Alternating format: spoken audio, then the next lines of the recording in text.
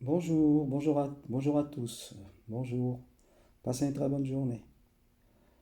Bien, aujourd'hui, cette vidéo, c'est la suite. Donc, c'est la partie numéro 2 de mes années au restaurant Vieux Paris, 24 rue Chanoinesse, sur l'île de la Cité. Alors, je vous ai déjà parlé un petit peu de ce restaurant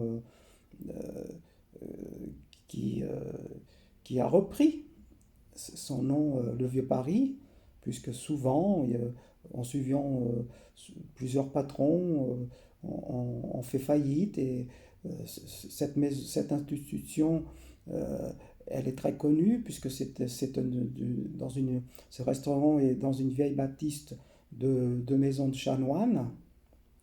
Le Vieux-Paris, déjà dans les années 50, 30, s'appelait le Vieux-Paris. Après, il y a eu plusieurs faillites.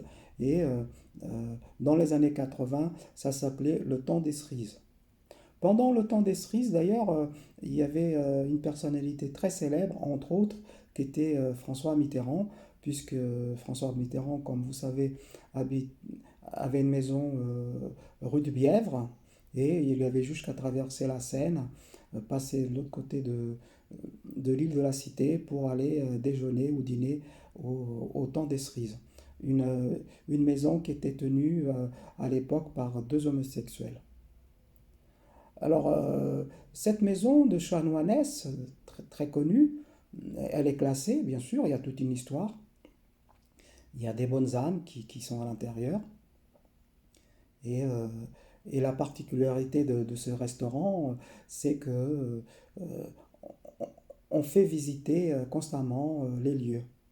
Aussi, jusque dans la cave pour voir ces petites caves vutées et les vins qui ont été sélectionnés par le patron. Il y a une particularité aussi sur cette façade de restaurant de maison de chanoine, c'est la grosse glycine qui fait des merveilles deux fois par an, puisque elle fleurit deux fois par an. Si vous avez l'occasion d'y aller en saison de floraison, vous allez pouvoir faire des belles photos. L'autre particularité de ce restaurant, c'est que les patrons, les nouveaux patrons qui sont là depuis 1995, font une crèche sur le trottoir tous les ans pour Noël. Oui, oui, oui, j'ai bien dit une crèche, oui, absolument. Ça aussi, c'est une curiosité sur l'île de la Cité, près de Notre-Dame, puisque c'est une petite rue qui s'appelle Chanoinesse et c'est une rue très tranquille. Et évidemment, en ce moment, il n'y a pas de touristes, donc c'est un peu triste. Il y a très peu de personnes qui vont déguster les bonnes spécialités de l'Aveyron, puisque les nouveaux patrons font surtout des bons plats de l'Aveyron, l'aligot, la truffade, les farsous qui sont des petites crêpes de légumes frais avec amour. Il y a les tripous aussi, les tripous. Euh, il y a le pot-au-feu de l'Aveyron. Et bien sûr, il y a le foie gras fait maison. Évidemment, hein, on peut pas.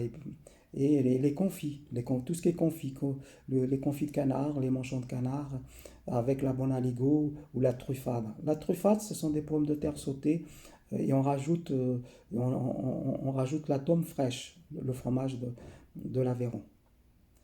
Donc toutes ces années, je vais passer 7 ans de ma vie dans ce restaurant magnifique avec trois personnalités qui tiennent le restaurant, très importantes. Il y a Georges, il y a Odette et puis il y a son fils Christian. Le Christian, c'est le seul qui a ses diplômes de cuisinier, qui est un, qui était un, qui est un art, qui fait tout, qui est très bon, hein, très, très doué pour la cuisine. Et très doué aussi pour faire des claquettes le soir à la fin du service ou de chanter une petite chansonnette. C'était une particularité du restaurant. Je dis une puisque maintenant ça a changé malheureusement le concept, mais quand Christian il était là le soir, il mettait il mettait Yves Montand, comme ça, et puis il mettait ses chaussures, son costume noir, et il faisait plaisir aux clients américains, aux clients de l'Aveyron, aux amis d'Odette et Georges, et puis nous aussi, puisqu'on en profitait aussi, on travaillait, mais on travaillait dans cette ambiance de musique, de chansons françaises, de temps en temps Christian nous mettait Jean Ferrat, Beko, il adorait beaucoup Beko, etc. Et moi j'étais aux anges, parce que je travaillais dans cette atmosphère musicale, dans tous ces poètes, toutes ces belles chansons françaises. C'était merveilleux, c'était merveilleux, c'était merveilleux. Au début, quand j'ai commencé à travailler dans cette maison, c'est grâce à Christian d'ailleurs que j'étais embauché, il avait vu mon CV. Je crois que je vous en ai déjà parlé d'ailleurs. Et il avait dit à sa maman, son CV, il est bon. Et donc, mais sa maman, Odette, elle hésitait, hein. Elle hésitait un peu. Mais Christian, la- son fils l'a convaincu de m'embaucher.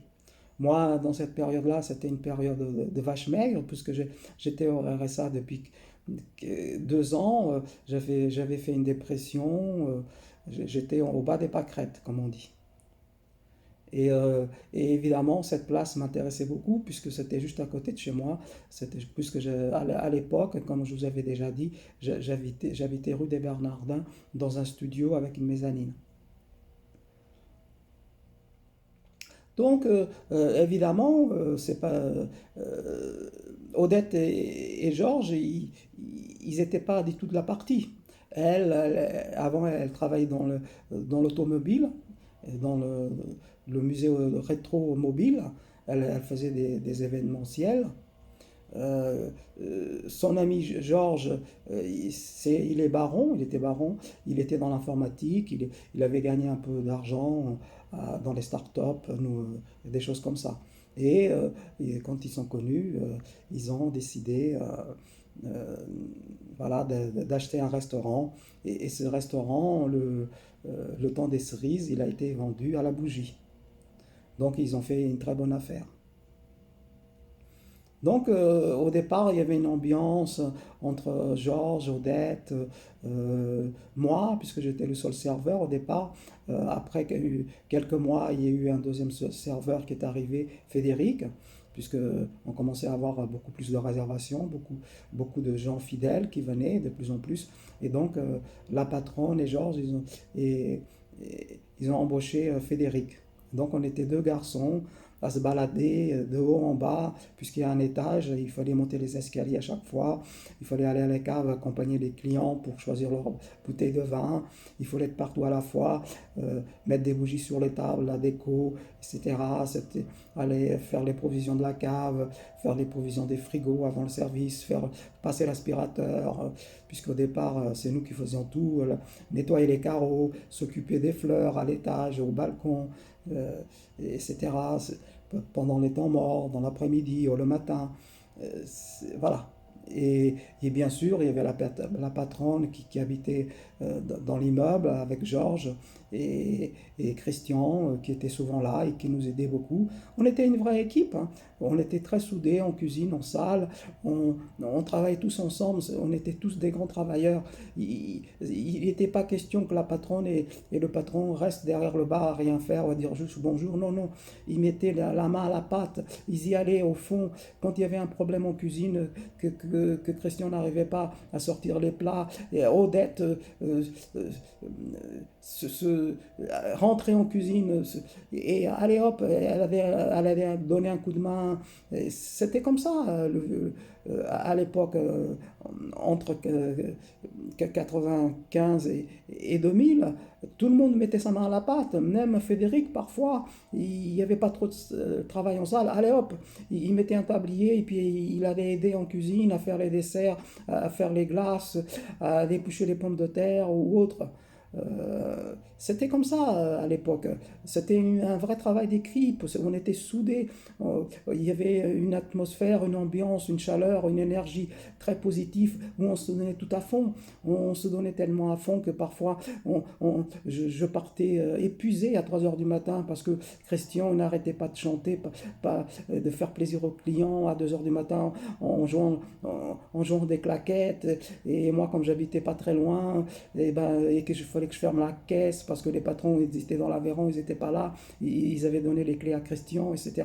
Et c'était moi qui étais responsable de la caisse, c'était moi qui tenais les sous, et donc c'était moi qui devais fermer la maison parce que Christian, il s'amusait, c'était son truc, donc lui, les sous, la caisse, c'était pas son truc. Il avait beaucoup d'autres qualités, mais pas de tenir la caisse, mais pas de tenir la caisse. C'était magique, c'était magique. C'était fatigant parce qu'on y passait beaucoup d'heures, parfois pour faire très peu de clients, parfois pour faire très peu de recettes, mais il y avait cette force et cette solidarité entre le personnel de cuisine et de salle, et finalement tout le monde en profitait parce que on partageait les pourboires entre la cuisine et la salle, quand il y en avait, la plupart du temps, et c'était magique. C'était magique. C'était une période magique euh, qui, qui n'a pas duré, bien sûr, 7 ans, puisque dans cette maison, j'ai fait 7 ans de maison. À partir de l'euro qui est arrivé, les choses ont commencé à se gâter. On a perdu de la clientèle, on a perdu du pourboire. Les patrons ont monté une deuxième affaire, une maison d'hôtes dans l'Aveyron qui s'appelle Las Canales, une très belle bâtisse pour les séminaires, pour les vacances, pour les mariages, pour les baptêmes, extraordinaire, magique, très beau. Un jour, ils nous ont invités à Noël, à passer Noël dans cette grande bâtisse.